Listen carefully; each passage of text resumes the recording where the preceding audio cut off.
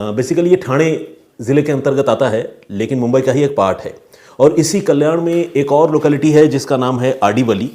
और आडीवली में नेताजी नगर परिसर नाम का एक मोहल्ला है। इस मोहल्ले में पिछले महीने यानी 25 जनवरी के रोज एक ऐसी घटना हुई कि लोगों का ध्यान उस ओर गया। खासकर उस मोहल्ले के रहने वाले लोग बहुत परेशान हुए और उन्हें यह भी लगने लगा कि भाई ये हुआ कैसे। असल में इस मोहल्ले में एक कुआं है और उस कुएं में एक शख्स की लाश पड़ी हुई लोगों को नजर आई। वक्त था यही सुबह के 10 सवा 10 बजे। जब लोगों ने इस लाश को देखा तो वो घबरा गए, क्योंकि कुएं में किसी आदमी की लाश पड़ा होना या तो एक्सीडेंटल डेथ होगा, बंदा कुएं में गिर गया होगा, या फिर किसी ने जान ली होगी, हत्या की होगी।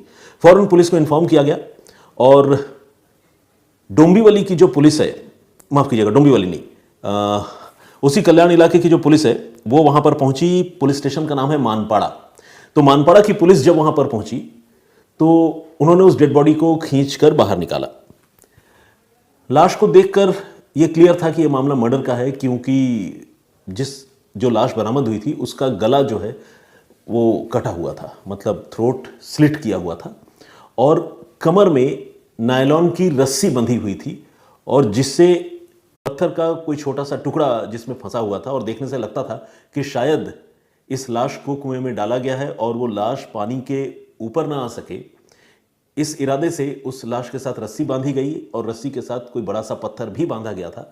लेकिन शायद वो बड़ा सा पत्थर पानी में रहकर जो है वो रस्सी की गांठ ढीली हो गई, वो खुल गया और कोई छोटा पत्थर का टुकड़ा उस रस्सी के साथ लगा रह गया और वो लाश ऊपर आ गई।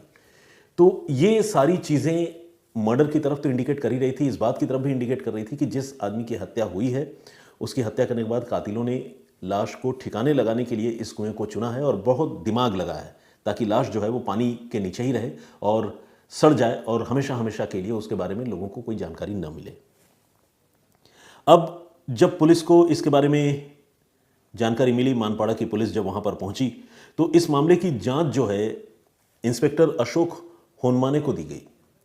अशोक होनमाने ने शुरुआत इस बात से ही की कि वो पता करें कि यह आदमी कौन है, क्योंकि जब तक मरने वाले शख्स की पहचान नहीं होगी तब तक उसके दोस्त और दुश्मनों का पता नहीं चलेगा, फिर कातिलों का भी पता नहीं चलेगा।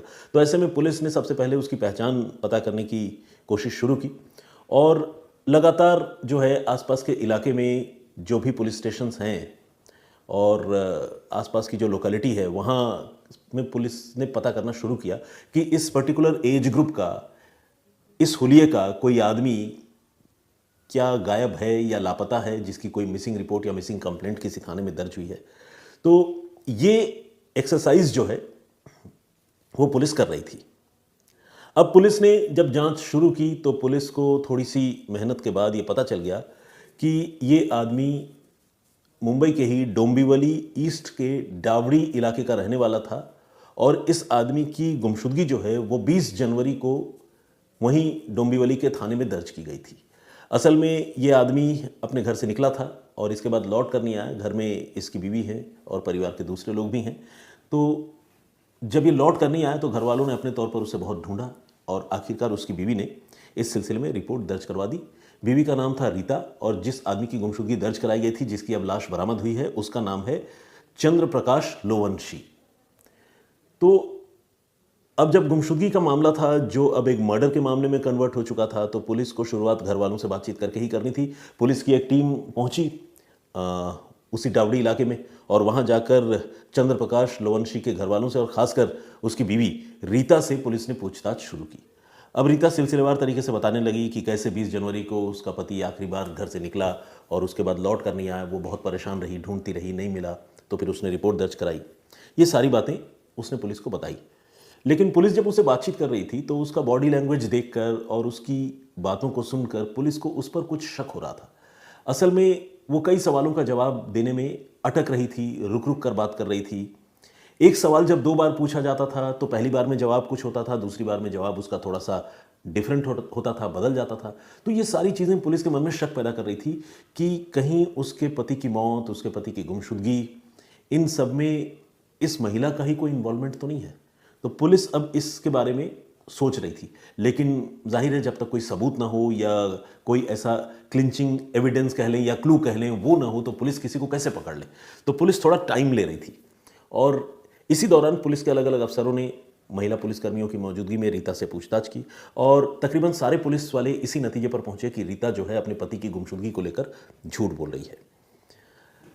अब पुलिस ने रीता के साथ थोड़ी सख्ती की और उसे हिंट किया कि अब उसका टाइम खत्म हो चुका है, अगर उसने सच नहीं बताया तो आने वाला वक्त बहुत टफ है। रीता डर गई और डरने के बाद आखिरकार उसने एक शख्स का नाम लिया और बताया कि इस शख्स का नाम है सुमित विश्वकर्मा और सुमित विश्वकर्मा के साथ उसका बचपन का अफेयर है और इस अफेयर में उसका पति चंद्र प्रकाश लोवंशी वो बाधा पैदा करता था, रोड़े अटकाता था और इसी वजह से उसने अपने बॉयफ्रेंड के साथ मिलकर अपने पति के मर्डर की प्लानिंग की थी। अब पुलिस ने पूछा कि भाई इस घटना को अंजाम कैसे दिया, कौन कौन से लोग थे और इस तरह के हालात क्यों पैदा हुए।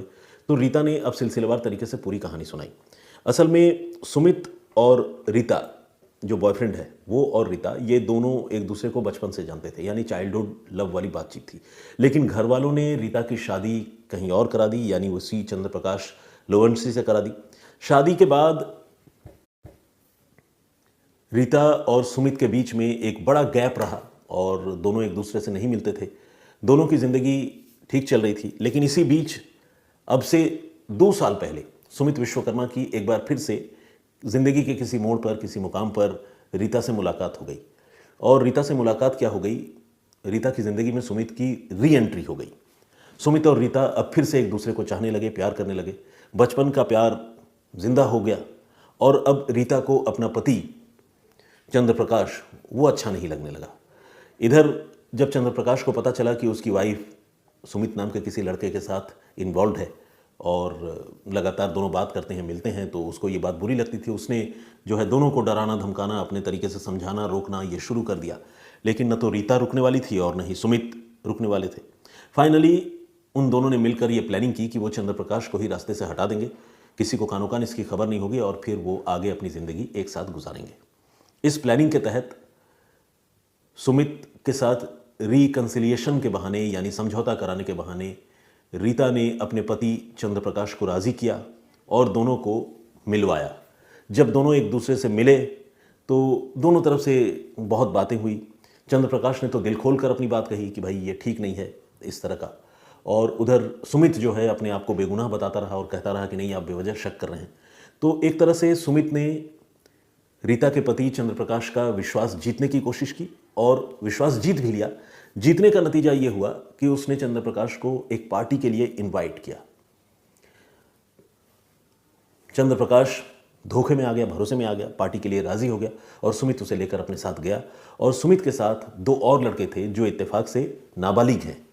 उन दोनों लड़कों को सुमित ने और चंद्र प्रकाश की पत्नी रीता ने पहले ही चंद्र प्रकाश के मर्डर की प्लानिंग में, उसकी साजिश में इन्वॉल्व कर रखा था। तो इन शॉर्ट पार्टी के बहाने सुमित ने चंद्र प्रकाश को किडनैप किया। किडनैप करने के बाद अपने 2 और सहयोगियों के साथ मिलकर, माइनर्स के साथ मिलकर पहले उसकी गला काटकर हत्या कर दी और हत्या करने के बाद रात के अंधेरे में लोगों की नज़रों से बचते हुए नेताजी नगर में वो जो कुआं है जिसका मैं जिक्र कर रहा हूँ, उस कुएं में ले जाकर उन्होंने चंद्र प्रकाश की लाश फेंक दी। और चंद्र प्रकाश की लाश ऊपर ना आ सके इसलिए उसके पैरों में और खासकर कमर में रस्सी बांध दिया और रस्सी के साथ भारी पत्थर भी बांध दिया। मगर इत्तेफाक से, इसे कुदरत का फैसला कहें या इत्तेफाक कहें, जो कहें, वो लाश जो है वो सरफेस्ड हो गई, ऊपर आ गई।